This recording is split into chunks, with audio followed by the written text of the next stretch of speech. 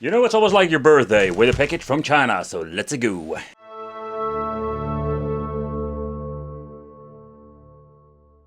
But what I'm actually going to get in the inside, we're just going to get the same stuff that I was getting most of the time, the system itself. Let's see if they send the right version. This is the G11 Pro. Alright, later on we're going to do a quick overview of that. In here we do get a free gift. It's kind of cool they're doing that, but we're going to get fake Apple AirPod things. Yeah, okay. It's kind of weird to have that with a device itself. I rather had like a cool keychain. A very cheap looking power adapter, 12 volt or only 1 amp. So that's not two controllers, the remote that we're not going to use. Then we're having HDMI cable, and that's the only thing. Man, they didn't even give you a good, nice manual that explains what I'm actually going to get. This is a random this is just a random manual that can be used for the game stick and also the game box itself. Yeah, the controller are the fake PlayStation ones, or we don't have PlayStation logos, just the ABXY. They feel okay, the joysticks feel okay, and the D-pad does have a very nice travel.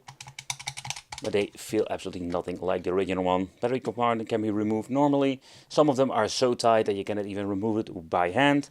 2 AAA batteries, and of course the on and off switch. And not to forget, let's smell it.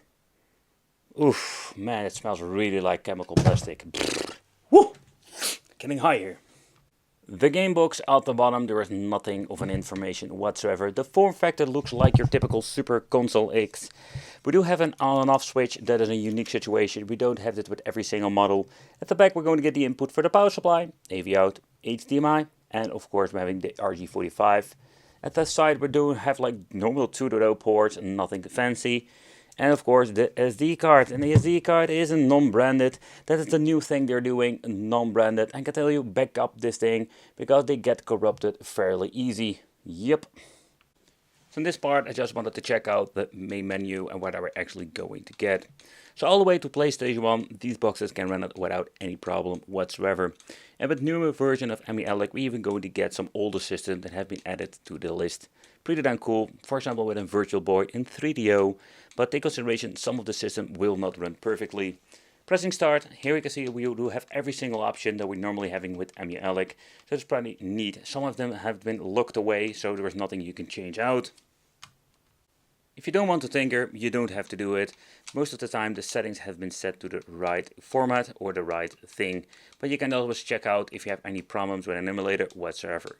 So game settings, everything has been set to auto, so that automatically will configure. UI has been set to the ES theme Spin Master. That is the UI that's basically running on. There are a couple of different ones, for example having Crystal. Some of them have been seen in the previous videos. But later on, let's take a close look at some other features. What I'm really curious about, what is the system settings and what are we going to get with this. So we're having here emulation. System is Linux 4.9.269. It has an unknown aim logic, so it's a little bit bummer we cannot see what's going on over here. We do have a Mali G31. But let's start with some Sega Saturn. It's a new addition to these boxes, but unfortunate with the power we're having, it's not enough to run every single game without any problems. Two-dimensional stuff runs fine. I didn't have any weird stuff going on over here, but take consideration it's going to be in hit or miss when it comes to Sega Saturn. The downside with Sega Dreamcast, this is an error I've seen many times before. If you want to play a certain game, you're just going to get into the main menu and the game doesn't boot up. That is a problem I've been seeing a lot lately. It is a little bit bummer that they don't check out every single thing, but let's get into something else and let's try it out if it's going to be having a good performance when it comes to certain games. There's a lot of different stuff we can test out, so let's go. Are we going to try some games like Dead Alive 2? We're going to have a lot of struggles that get this thing to run properly, but I know there are a lot of games like Power Stone 2 that are absolutely great.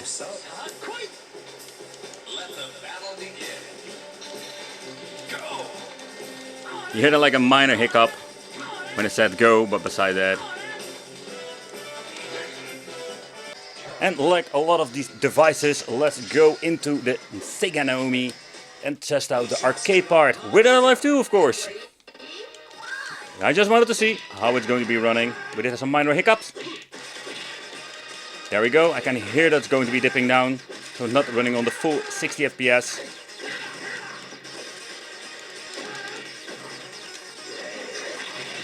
but it is playable. But let's take a close look at some emulation of the PlayStation Portable part. It's going to be some God of War, of course, but already doesn't even matter what God of War you're booting up, it runs absolutely garbage. So let's take a close look if we can get into the emulator part. There we go. Let's go to settings. Frame skipping has been set to off. Let's see if we can mess around with this on. Let's see if we can put some skipping. This needs to be set to 1 at least. And then we're going to take a close look at some other stuff that we can maybe mess around with. And here we go to say FPS. And let's go all the way back up. The filtering can be set to off. Let's see if we can speed up. There we have speed up, speed up. Okay, so already some speed up have been implemented. Okay, great. Let's go back. Let's go to continue the game. And let's see if we can actually play it. Yeah, so it doesn't even matter what I'm doing. It's not going to be any better, in my opinion.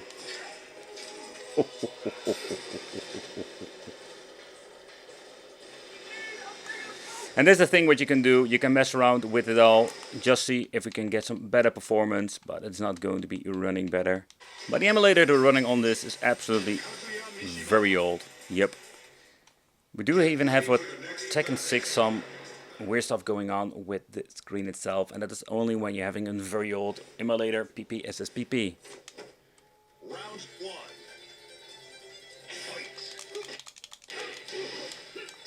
With Tekken we're going to get a slightly better performance, but that's what it's going to be with these cheaper boxes. And if you're going to look into the mini file or the mini games, there we're going to get great performance, of course, because 2-dimensional is not demanding. But Tekken runs pretty damn good if you ask me. But it is not all bad news, simply because when you're looking all the way up to PlayStation, we have like an amazing performance now. Especially with PlayStation 1, it is native resolution, but with some 4:3 aspect ratio and some cool bezels, I can really enjoy these old school games. Jumping Flash is, by the way, one of those games I played so much as a child, and this is absolutely completely going memory lane for me. The G11 Pro, in my opinion, there is nothing pro about it. They love to put stuff like that on the box. You was expecting to get better performance, but it's just the same stuff that we've seen before. The S905 IC3 is a chipset that has like a lot of possibilities, but also its limitations. Thank you all for watching, consider subscribing, hit that little bell, and it would be great to see you in the next video.